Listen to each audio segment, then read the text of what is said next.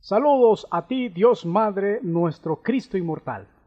Honor y gloria a tu poderosa manifestación. Todo lo que respire, alabe a Melquisedec Lisbeth. Aleluya. Al único y sabio Dios, nuestra Salvadora, Cristo Lisbeth, sea la gloria y majestad. Somos las primicias que creemos en la venida de Cristo Lisbeth, estableciendo así su poderoso reino en nuestra mente, sentándonos juntamente con ella a la diestra del Padre Melquisedec. Saludos a tus primicias perfectas, Jimmy Devin, que han honrado y obedecido a Dios Padre y a Dios Madre Melquisedec Lisbeth, y a todos los que han cumplido este primer mandamiento que tiene la promesa de vida eterna o inmortalidad. Dándole seguimiento al tema que la muerte de Cristo María fue un asesinato y no un sacrificio por la humanidad, tenemos evidencias incuestionables, ya que no solo lo hicieron con Juan el Bautista y Cristo María, sino también con sus hijos, los que profesaron su doctrina.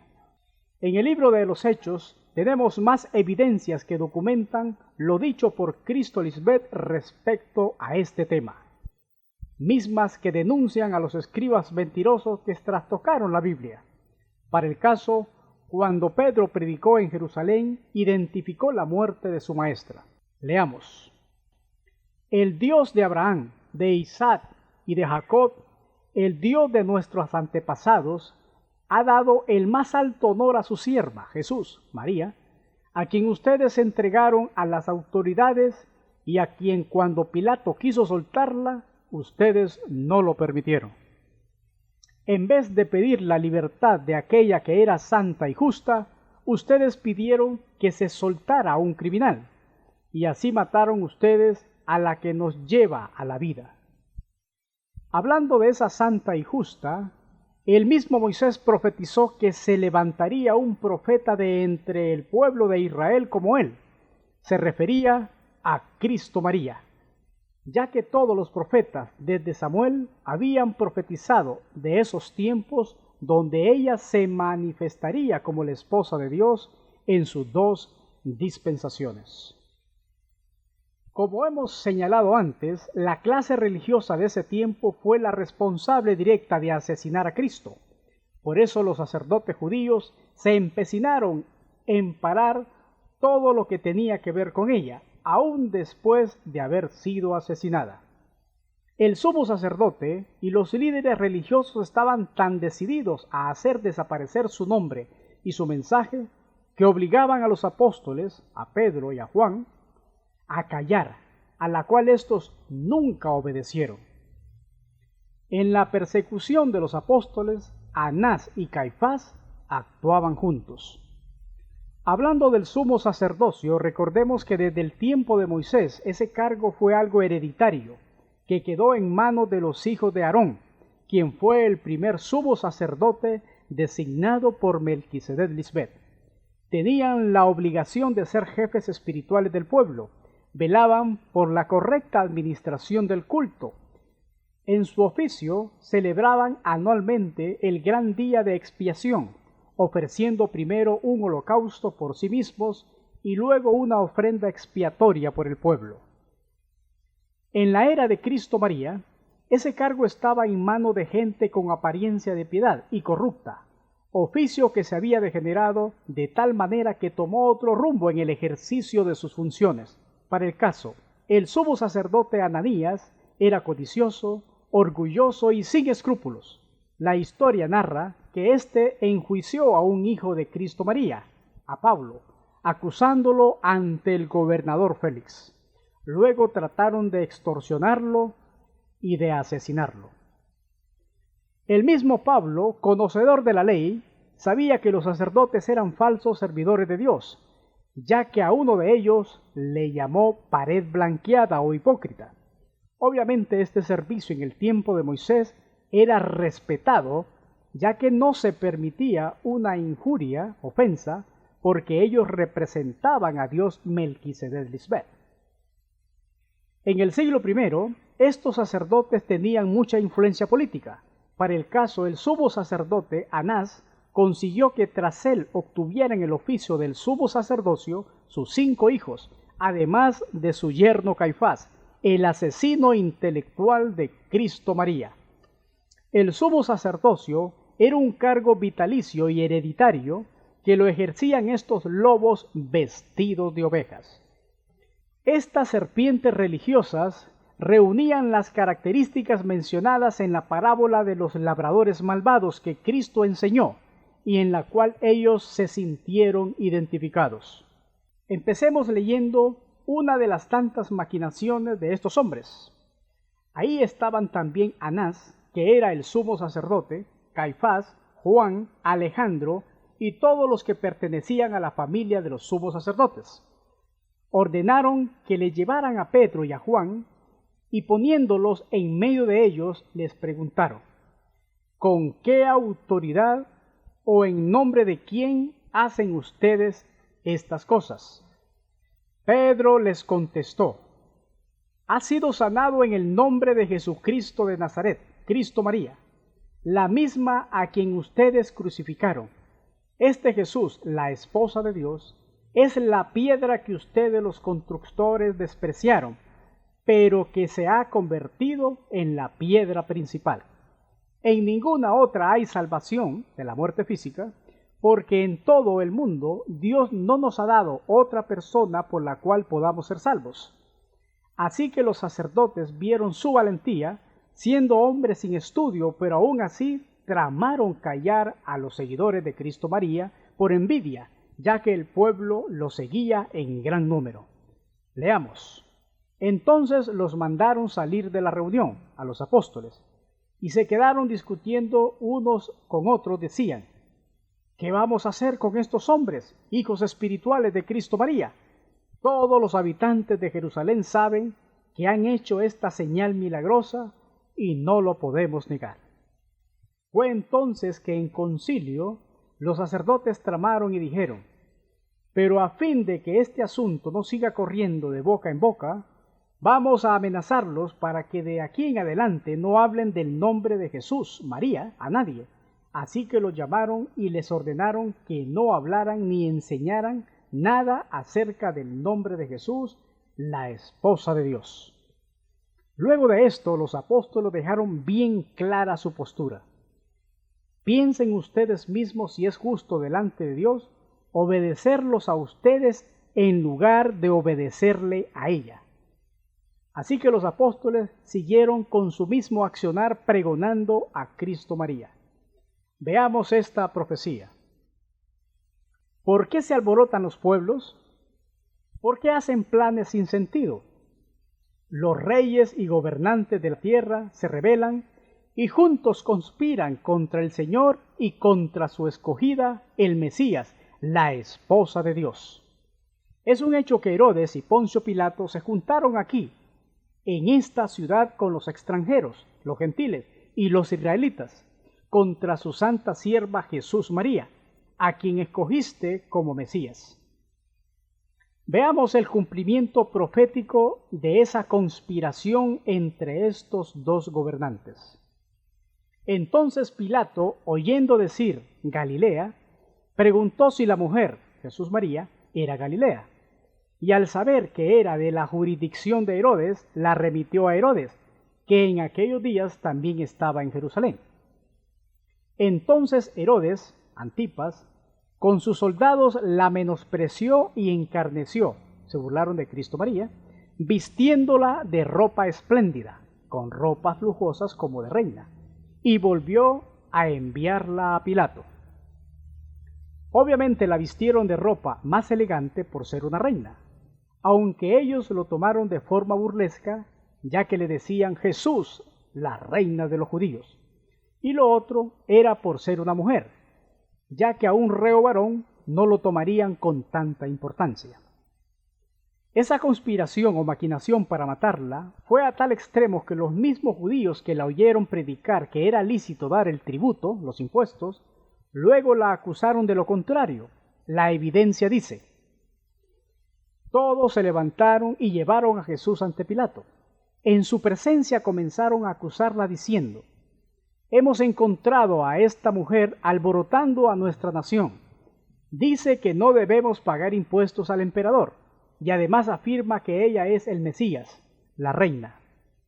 Como no hallaron de qué acusarla, ya que era inocente, pues inventaron eso de no pagar los tributos, queriendo hacerla ver mal ante las autoridades romanas, y así poder acusarla de sedición, o sea, de rebelión.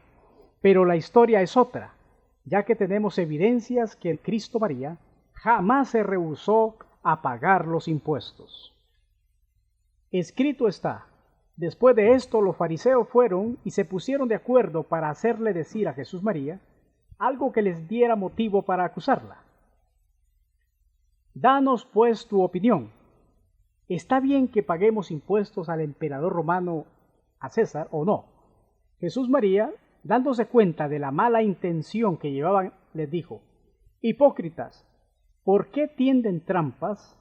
Enséñenme la moneda con que se paga el impuesto. Le trajeron un denario y Jesús les preguntó: ¿de quién es esta cara y el nombre que aquí está inscrito? Le contestaron: del emperador. Jesús les dijo entonces: pues den al emperador, a César, lo que es del emperador, y a Dios lo que es de Dios. Cuando oyeron esto, se quedaron admirados y dejándola, se fueron. Veamos otra evidencia del accionar de estos falsos religiosos, ya que se adjudicaban toda la autoridad para interpretar la ley y de enseñar al pueblo a su propia conveniencia. Veamos lo que pasó. Nosotros les habíamos prohibido terminantemente que enseñaran nada relacionado con esa mujer. ¿Y qué han hecho ustedes? Han llenado toda Jerusalén con esas enseñanzas y encima quieren echarnos la culpa de la muerte de esa mujer. Pedro le respondió: el Dios de nuestros antepasados resucitó a Jesús, hecho ocurrido 2000 años después, no en ese tiempo, la misma que a quien ustedes mataron colgándola en una cruz, a Cristo María. Ellos, los sacerdotes, oyendo esto, se enfurecieron y querían matarlos. Gracias a la segunda venida de Cristo Lisbeth, es que ahora sí podemos ver claramente la mentalidad asesina de estos sacerdotes, ya que ellos estaban para servir a los demás, no para hacerle daño, mucho menos matar a un ser humano por pensar distinto a ellos. La ley de Moisés determina claramente que no se debe matar, y estos sepulcros blanqueados obviamente tenían que cumplir eso, ya que eran celosos en guardarla, pero hacían todo lo contrario. Estos líderes eran unos criminales, ya que dieron muerte a todos aquellos que pusieran en peligro su bienestar y su vida holgazana llena de privilegios, veneraban más sus costumbres y tradiciones que la misma palabra de Dios. Veamos lo que Pablo escribió a la congregación de Tesalónica.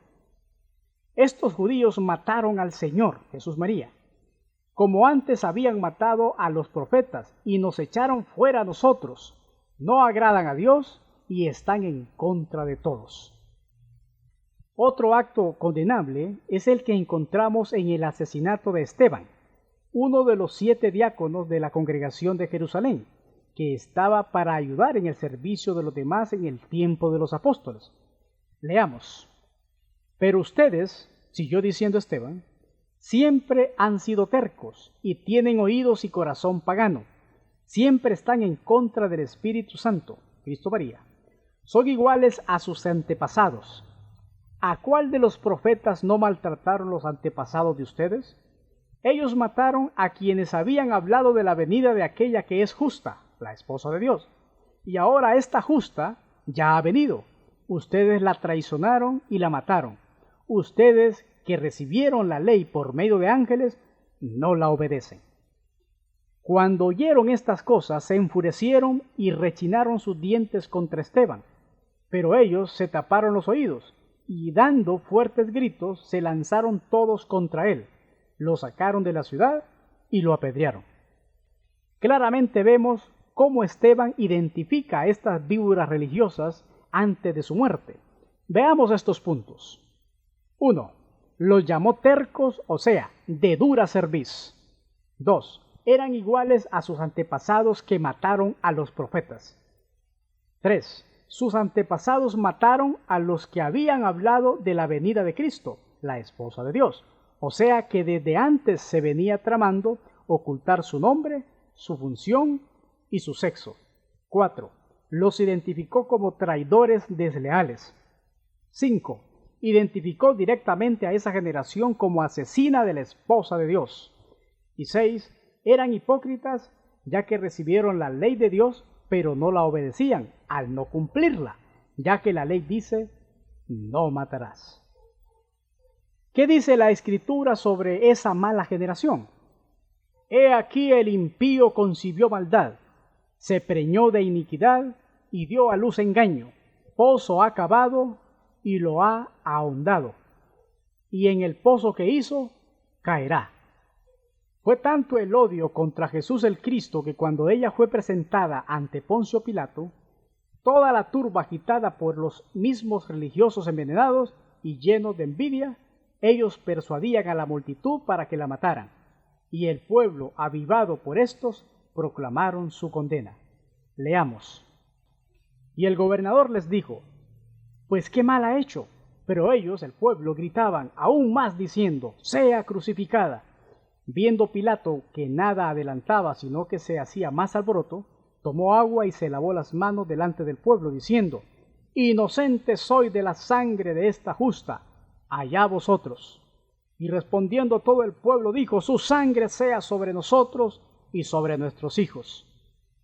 Pilato le dijo justa a Cristo María, ya que su esposa antes le había dicho. Y estando él sentado en el tribunal, su mujer le mandó a decir, no tengas nada que ver con esa justa, porque hoy he padecido mucho en sueños por causa de ella. En otra versión se lee así, no te metas con esa mujer justa, porque anoche tuve un sueño horrible por causa suya. ¿Acaso no iba a ser horrible, espantosa esa muerte tan brutal donde asesinarían a una mujer embarazada? Las Escrituras narran que le dejaron el rostro desfigurado, haciéndole grandes surcos en su espalda por los golpes y los azotes, por el ensañamiento bestial e inhumano que se le hizo a su cuerpo por culpa de estas víboras religiosas. Dios mismo lo profetizó, que fue algo espantoso, fue un acontecimiento tan sanguinario e injusto. Escrito está, quebrantado estoy por el quebrantamiento de la hija de mi pueblo, Cristo María. Entenebrecido estoy, espanto me ha arrebatado. ¿No hay bálsamo en Galaad? ¿No hay allí médico? ¿Por qué pues no hubo medicina para la hija de mi pueblo, su esposa? Obviamente a Dios Padre le dio ira que asesinaran a su amada esposa, ya que esa muerte se pudo haber evitado. No curaron sus heridas como lógicamente lo haría un médico, sino más bien se ensañaron contra ella hasta matarla. Escrito está, no me entregues a la voluntad de mis enemigos, porque se han levantado contra mí testigos falsos y los que respiran crueldad. Esa generación tuvo la oportunidad de dejar libre a Cristo María, ya que los principales sacerdotes y los ancianos del pueblo sabían de su inocencia, pero la envidia los mató. El mismo Pilato en repetidas ocasiones la quiso soltar, pero el pueblo agitado por los religiosos se condenaron al sentenciarla a muerte. Veamos otra evidencia. Entonces Judas, el que le había entregado viendo que era condenada, devolvió arrepentido las 30 piezas de plata a los principales sacerdotes y a los ancianos, diciendo, yo he pecado entregando sangre inocente. Mas ellos dijeron, ¿qué nos importa a nosotros? Allá tú. Proféticamente se escribió que esa muerte fue un cruel asesinato. ¡Ay de mí! Me van a matar los asesinos. Pero el mundo religioso actual recuerda ese asesinato con orgullo y le llaman la pasión y muerte de Cristo, cuando en verdad fue el tormento espantoso de su muerte. Ya evidenciando toda la verdad que quisieron ocultar durante siglos, la poderosa llegada del Cristo inmortal, Cristo Lisbeth, abre el telón y da a conocer los sucesos tal y como ocurrieron, con la verdadera interpretación y la intención con que se llevaron a cabo los mismos. Para el caso, todo el accionar ministerial de Cristo en el siglo I Estuvo plagado de enemigos, conspiraciones, traiciones, mentiras, engaños, maltratos, burlas, menosprecio y falsos testigos en su contra. Nada favorable para una mujer que, además de luchar contra las creencias religiosas de su tiempo, encima tenía que bregar con una cultura altamente machista y de dura cerviz. Concluimos diciendo lo que jamás ninguna escuela de interpretación ni denominación ha podido explicar, sino solamente la maestra Cristo Lisbeth en estos postreros días. Todo lo que se conoce hasta ahora sobre la muerte de Cristo ha sido un encubrimiento alevoso, mentiroso, nada que ver con la realidad ocurrida en ese madero hace 2000 años, donde se nos planteó erróneamente una muerte por la vía del sacrificio voluntario para encubrir un vil asesinato.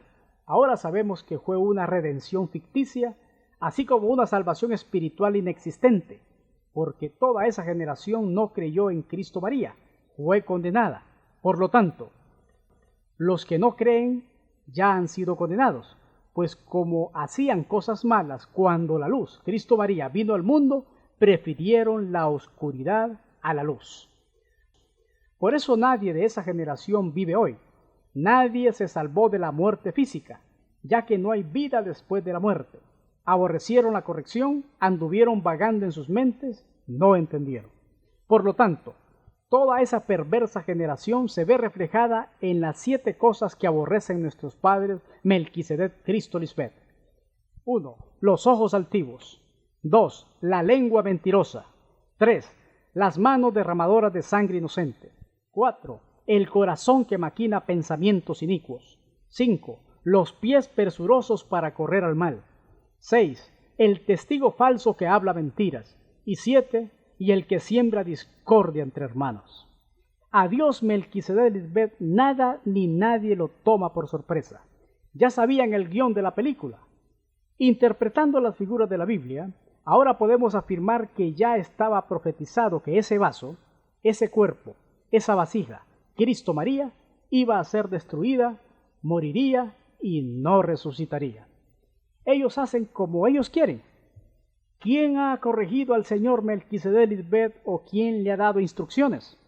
¿Quién le dio consejos y entendimiento? ¿Quién le enseñó a juzgar con rectitud? ¿Quién lo instruyó en la ciencia? ¿Quién le dio lecciones de sabiduría? Amada Madre y Dios Cristo Lisbeth, tú eres la esposa de Dios, el árbol de la vida que jamás verá la muerte. Solo en ti se efectúa la resurrección espiritual, ya que tu muerte en la mente abrió el camino hacia el reinado de la inmortalidad. Tus árboles de justicia, plantío de Melquisedec Lisbeth para tu gloria, Luis Marisela, Germán Delia y Hernán Andrade. Con temor reverente, honrado en ser tu hijo, Héctor de Melquisedec Lisbeth.